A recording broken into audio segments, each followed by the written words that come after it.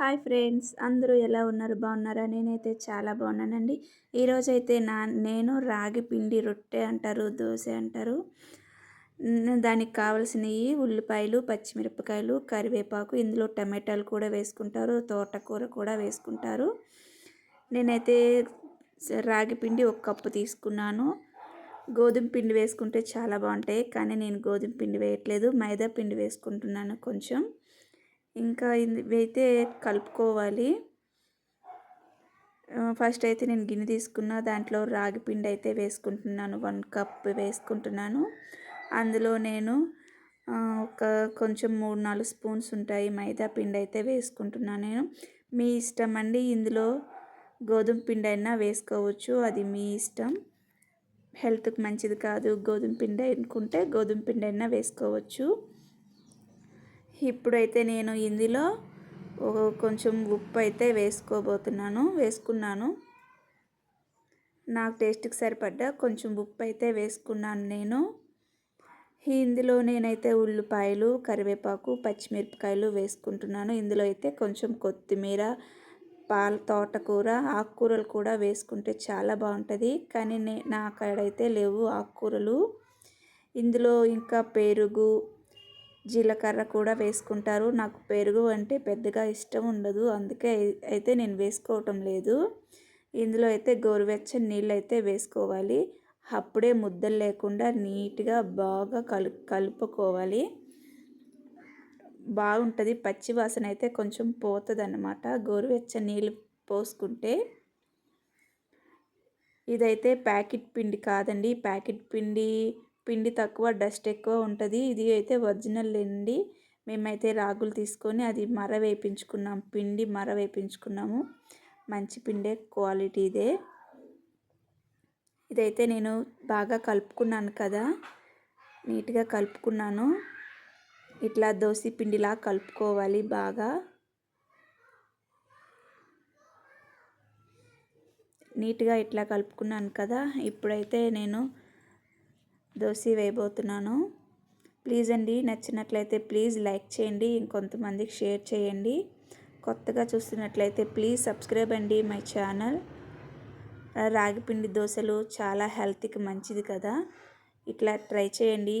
అట్లా దోశ పిండి కానీ ఇడ్లీ పిండి కానీ వేయనప్పుడు ఇట్లా దోశ పిండి అప్పటికప్పుడు కలుపుకొని చేసుకోండి. ఇప్పుడైతే పెనం బాగా కాలింది, నేనైతే ఇప్పుడు దోశ వేస్తున్నాను. చూడండి ఎట్లా వచ్చిందో, బాగా కాలింది పెనం, అందుకే అట్లా.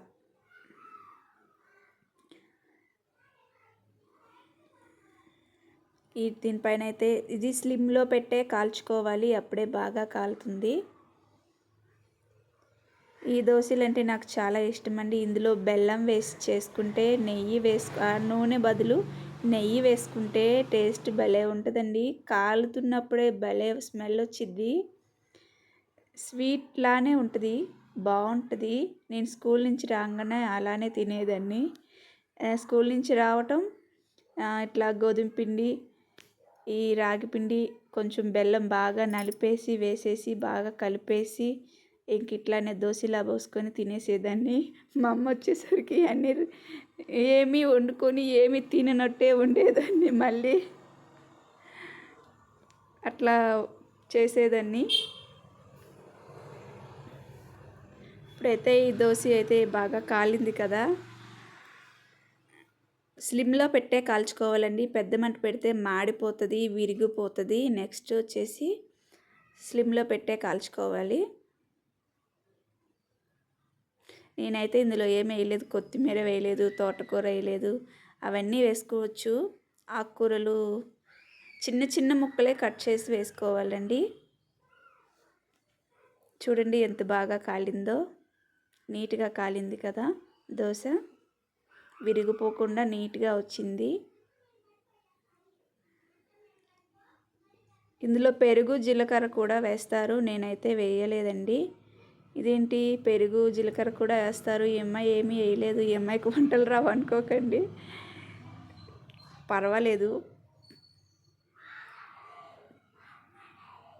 నాకు పెరుగు అంటే ఇష్టం ఉండదండి, అందుకే నేనైతే పెరుగు వేయలేదు.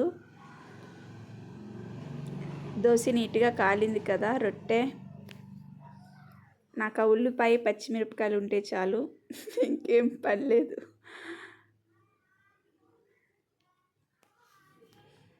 నీట్గా కాలిందండి దోశ. ఇంకా అయితే నేను ప్లేట్లో తీసేసుకున్నాను. చూడండి ఎంత నీట్గా వచ్చాయో దోశలు. పల్లి చట్నీ, నీట్గా వచ్చాయి కదా. కొబ్బరి చట్నీతో అయితే ఇప్పుడైతే నేను టేస్ట్ చేస్తాను ఎట్లా వచ్చిందో ఏంటో అని. అరే ఫ్రెండ్స్, అయిపోయింది రొట్టెలు పోయటం అయితే అయిపోయింది. బాగా వచ్చాయి చూడండి, నీట్గా వచ్చాయి కదా దోశలు. నేను నోట్లో పెట్టుకోగానే నాకు ఉల్లిపాయ పచ్చిమిరపకాయల ఫ్లేవర్ అయితే బాగా తగిలింది. మిరపకాయలు పంటి కింద టేస్ట్ అయితే అదిరిపోయిందండి. మీరు కూడా ట్రై చేయండి.